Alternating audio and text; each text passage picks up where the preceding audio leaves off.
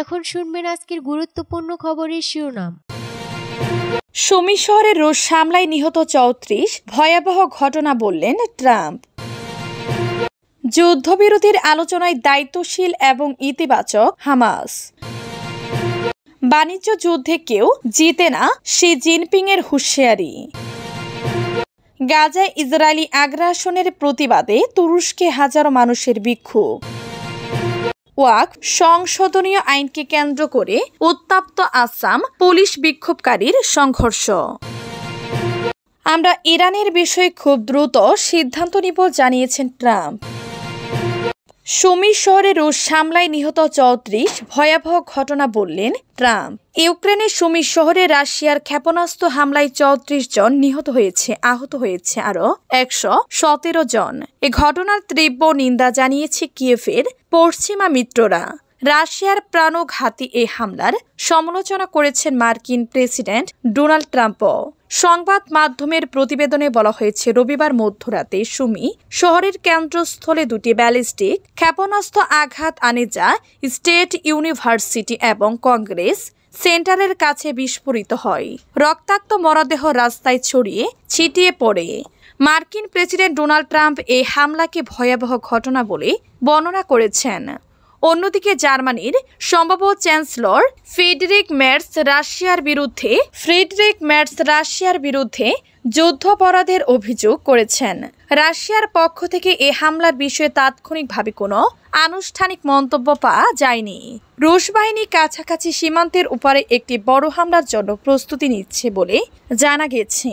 এই হামলাটি এমন এক সময় ঘটল যখন ইউক্রেনের সবচেয়ে শক্তিশালী সামরিক মিত্র যুক্তরাষ্ট্র ট্রাম্পের নেতৃত্বে আলোচনার মাধ্যমে যুদ্ধের অবসান ঘটাতে যাচ্ছে। রাশিয়া ইউক্রেন যুদ্ধের ৪র্থ বছর চলছে। ট্রাম্প ওয়াশিংটনে ফিরে যাওয়ার সময় এয়ারফোর্স ওয়ানের সাংবাদিকরা রাশিয়ার হামলা সম্পর্কে মন্তব্য জানতে চাইলে তিনি বলেন, আমি মনে করি এটি ভয়াবহ ঘটনা এবং আমাকে বলা হয়েছে যে তারা ভুল করছে। যুদ্ধবিরতির আলোচনায় দায়িত্বশীল এবং ইতিবাচক হামাস। মিশরের কায়রোতে ফিলিস্তিনি প্রতিরোধ আন্দোলন হামাসের প্রতিনিধি দল গাজায় যুদ্ধের অবসান এবং মানবিক সহায়তার জন্য সীমান্ত ক্রসিং খোলার বিষয়ে আলোচনায় যুক্ত হয়েছে। তারা এই আলোচনার প্রতি দায়িত্বশীল এবং ইতিবাচক বলেও জানিয়েছেন। এক প্রতিবেদনে এ তথ্য জানিয়েছে মিশরীয় গণমাধ্যম আহরাম।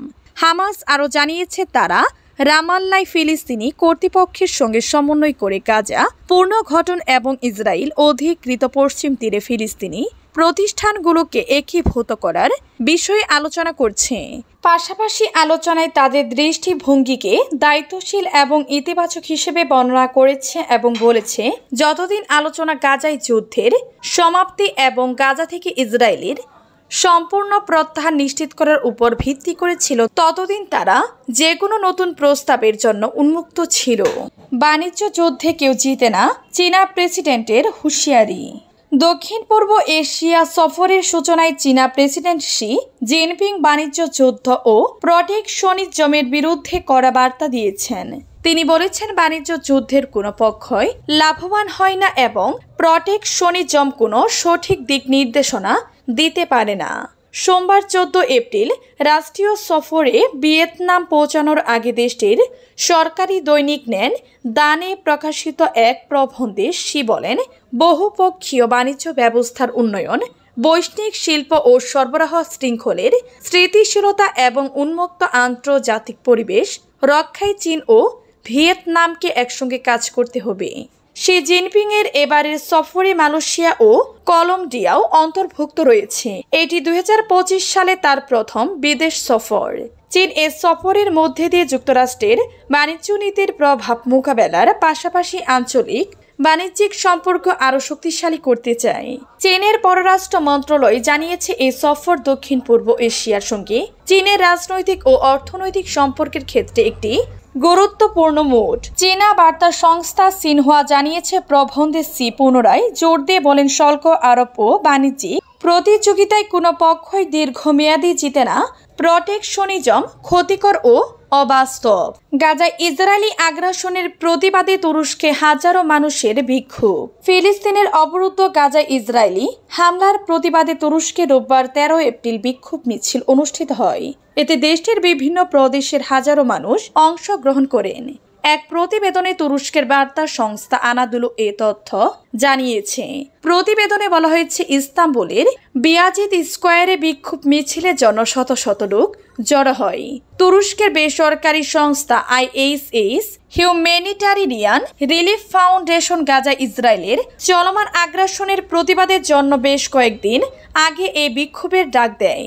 রোববার স্থানীয় সময় দুপুর 2টায় বিক্ষোভ মিছিল শুরু হয়।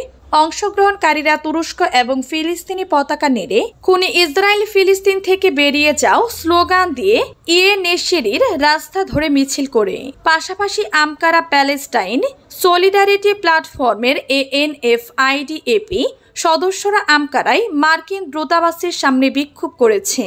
ওয়াকফ সংশোধনীয় আইনকে কেন্দ্র করে উত্তপ্ত আসাম পুলিশ বিক্ষোভকারীর সংঘর্ষ। আসামের কাছাড় জেলায় ওয়াকফ সংশোধনীয় আইনের বিরুদ্ধে এক বিক্ষোভ সমাবেশ আন্দোলনকারী ও পুলিশের মধ্যে সংঘর্ষের ঘটনা ঘটিয়েছে।